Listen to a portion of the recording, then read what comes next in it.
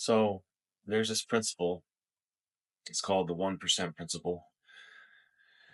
And it's also been known as line upon line, precept upon precept, precept upon precept, or brick by brick to make it stick.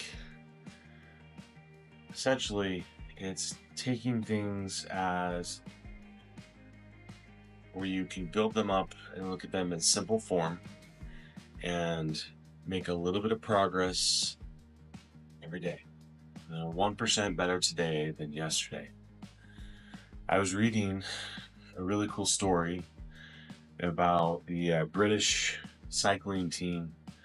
The British cycling team, as a nation, through the 1900s to like the year 2000 or so, they didn't do very well in terms of gold medals and medaling and Tour de France and things like that. They actually were considered one of the worst in the world. And then they hired a new coach to help them become relevant or do better. And this new coach implemented the 1% method. And this coach decided to look at every little piece that they could. Like, if you don't measure things, you don't really know where to make improvements. So they measured everything. They looked at every little thing they could. They looked at the equipment they were using, to everything you can imagine. They just started looking at every little thing they could and started making these small adjustments. 1% adjustments. And that accumulation effect over time started to show pretty cool results. This British racing team, they didn't go for the big goal, which I think a lot of people do, and that's where a lot of us struggles. We say, hey, I really want to do this, I want to be the best, or I 100% need to be better. And we go really, really hard, and we burn out really fast. I heard recently too, this goes along with this, that the time it takes to build something, you build something up that's really important to you. If it's a slow and steady approach, say it takes 10 years to build success. The half-life of that success is the amount of time it took to build it. So if you built your success over 10 years, you got at least 5 more years till it falls or completely decays. Or if you go for something really fast and hard, overnight success, go quick and hard on something, it'll go just as fast as it came. Well, the half-life. So going back to this principle, whatever it is that you're working on, I know for me, my goals have been aligned around a lot of improving my health.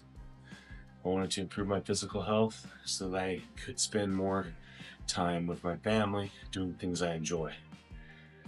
So for me, I started measuring little things, like how much time do I spend on news or media or social media or TV shows or movies versus how much time do I spend exercising or going on walks or enjoying nature. And there was a big disparity. I found it was a lot easier to numb out and not pay attention to my life. Let me look at motivation. Well, how do we get motivated to do those things? How do we change? We can recognize, start measuring. All right, I'm spending X amount of hours on this stuff and 0 minutes on this stuff. You choose by deciding why. Why is it important to me? Why do I care if I have better health? A lot of people, including myself, will openly sacrifice the future versions of ourselves for short-term gains today. So when I choose to not get up and exercise or stretch or do yoga and instead watch news on my phone or read news on my phone, in the short term, I might be getting something that I want, some stimulation, some cheap dopamine from taking that time to read or watch news.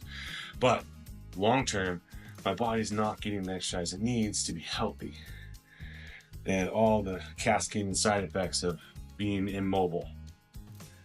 So what is your why? Why do you want to be healthy? If you understand your why, the how comes a lot easier. Why do you want to be free from addictions? The how comes a lot easier. Why do you want to improve your life? Why do you want to have more happiness and joy? The how becomes easier. I mean, the knowledge is in abundance. It's all around us. It's everywhere. You can get it easily. But the why is up to you. That's something you have to discover on your own. As you do some deep internal thinking, pondering, praying, meditating, you have all the answers inside you. Some of my why is I desire to live healthy so that I may die healthy. I see people in my family, people I love, and people I just, in general, that they get really, really sick. They get really, really beat up. Their bodies really fall apart, and they die really unhealthy. I choose a different path. But by doing that, I have to recognize that the actions I take today, how will they affect me in 5 years, 10 years, 20, 30, 40 years? How do I want to be when I'm 90? Do I want to have mobility? Do I want to be able to get up off the ground? Did you know that like one of the number one reasons that people die in their late ages is they just simply fall down and they break something? And then the recovery process is so difficult in later ages that they never fully recover. One of the number one reasons that people are admitted to an elderly home is mobility. They simply can't move themselves around anymore. Their body goes before their mind does. So doing functional stretching, core work, just getting up and down from the ground, and doing in yoga, they call them vinyasas, which I hate vinyasas because like, I gotta get down, I gotta get up, I gotta get down. It's kind of like this never-ending process of going down and going up. But that functional practice of getting down and getting up, if you continue to do that for 20, 30, 40 years, you're going to be healthy in sense of mobility. So that's one area. I want to die healthy. Another piece is I want to be able to enjoy exercise and play. I love playing yard soccer. I love playing spike ball, pickleball. I love hiking, biking, just being outdoors, engaging. Well, when I don't have my health, and I experienced that when I had my Achilles injury, you can't do all those things. And it not only does it do a number on your body, it does a number on your mind. My mind was struggling when all of a sudden I went from being active mobile to a couch potato. So choosing my why, I recognize if I take time to do yoga and stretch and do these light exercises on the bike and other things like this, my body will be moving healthy. So if I go do some sudden movements like spike ball or pickleball, I'm far less likely to tear another Achilles tendon. Even though my surgeon said, hey, you tore one, you'll probably tear the other one. Well, he didn't happen to tell me that I could stretch and stay flexible. Probably because that's called a lifestyle change. And I know a lot of doctors, surgeons, and others that they're kind of skeptical. They don't see their patients making those very often. You have to be someone who chooses to make lifestyle changes if you want to enjoy your life. And I'm choosing that path. So for me to make those lifestyle changes, it's about my why. Why do you want to improve your health? Why do you want to improve your mental health? Why do you want to improve your spiritual health? I know for me, when I start my day with some spiritual practice, reading scriptures, praying, pondering, meditating, everything goes better for me. It goes better for my family. I'm a better father, I'm a better husband. So that's my sidetrack. Well, simple, going back to the story of the 1%. So this British racing team, they started looking at every little thing and just focusing on those little micro adjustments, measuring micro adjustments, measuring micro adjustments.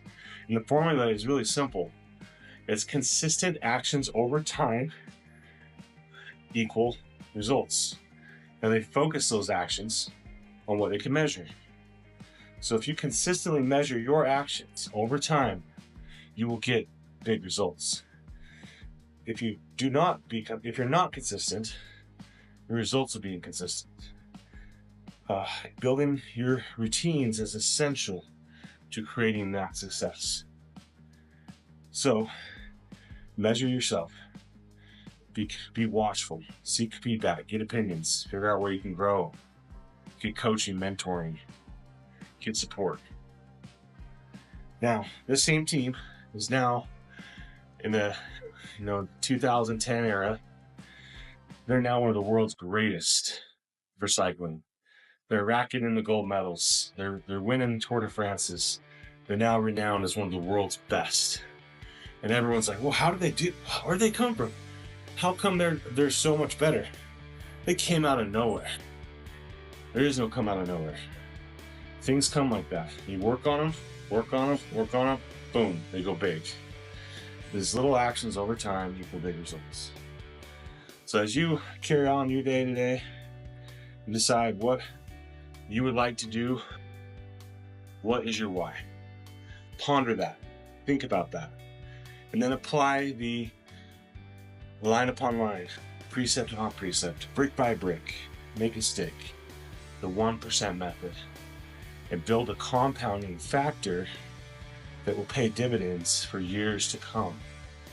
That you may have a long half-life when all the energy you put in today ends up at some other part in your life, and you're like, whoa, I don't have energy to give today, but you have a long half-life of things that you built up. They'll last a lot longer. Your health, your mental health, your spiritual health, because you put so much in your bank account, your emotional bank account, your spiritual bank account, your health bank account, you can withstand some rainy, tough days. If you have nothing in the tank, it's going to be a little harder.